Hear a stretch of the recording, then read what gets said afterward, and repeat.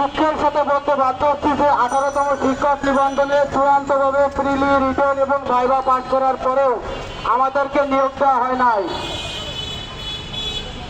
পৃথিবীর ইতিহাসে এমন কোন নজির নেই যেখানে 3 ধাপে পাস করার পরেও তাদেরকে সুপারিশ করা হতে বঞ্চিত করা হয়। আমরা বঞ্চিত।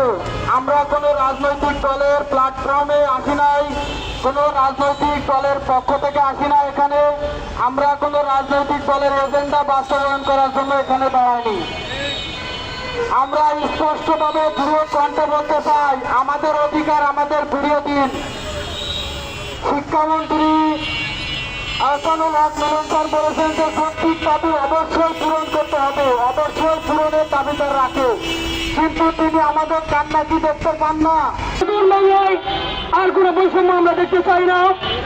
বিগত সময়ে, বিগত 17 বছরে অনেক বৈষম্য হয়েছে, আমরা এই বৈষম্য চাই না। বর্তমানের তারুণ্যের অহংকার এবং দেশনায়ক জনাব তারেক রহমানের দৃষ্টি আকর্ষণ করছি।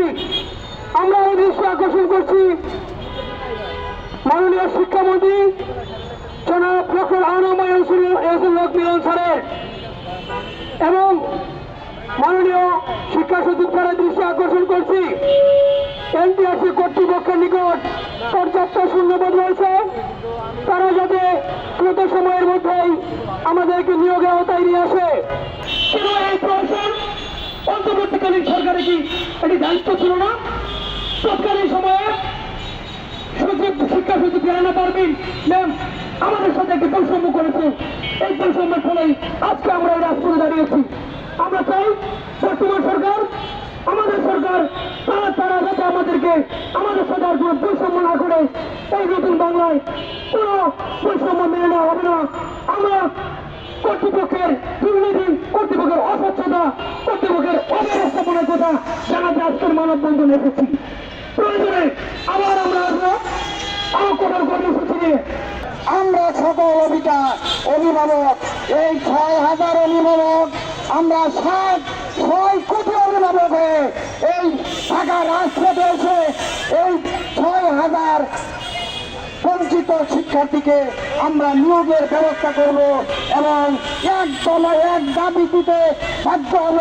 যদি আপনারা যদি এই নিয়োগ না দেন তাহলে আমরা বুঝবো চেয়ারম্যান সাহেব, চেয়ারম্যান সাহেব, শিক্ষামন্ত্রী এবং সকল মন্ত্রীকে আমরা বলবো আমরা সেই প্রতিষ্ঠার আকার ধারণ করতেছেন আপনারা, জানি নেব। কারণ এখন আর বৈষম্যের শিকার আমরা মেনে নেব না। বাংলাদেশ এখন আর বৈষম্য নয়।